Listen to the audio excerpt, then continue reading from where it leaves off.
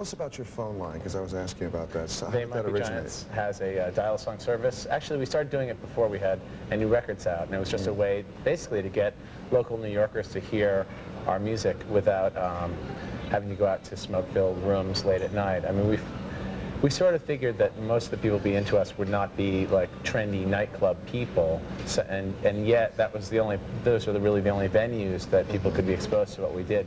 So I got a phone machine, and when I moved into my apartment by myself, I just all of a sudden I just plugged it into the wall and put some cassettes of songs in it and started advertising it in the back of the Voice and the cheap part and the personals part. I lied to them and said it was a personal ad, and people started calling up.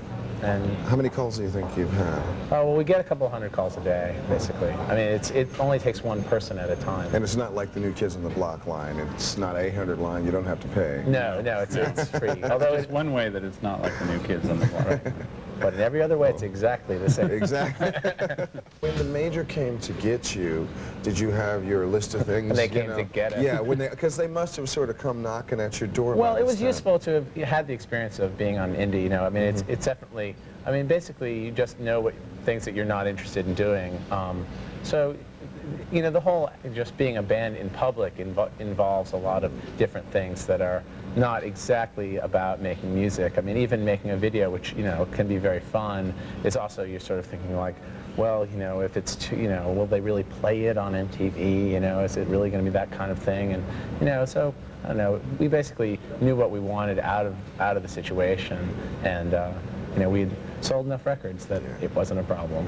Extremely well with the independent. The second independent LP sold a lot, so that, you know, that was kind of what made us feel, I guess, that we were in a position of you know, where we could Power, sort of John. control. Say it. Power, yes. All of a sudden, everyone understood our music. I was about to say that, and then I realized it didn't sound true at all. Tell us about the new video that you brought in. Well, it's all animated. It's two artists, a guy named Mark Merrick and a guy named J. Otto Siebold did the artwork for it. It's kind of a relief for us not to have to jump be in around and get sick. To You know, be in it. To shave really essentially what it is. closely.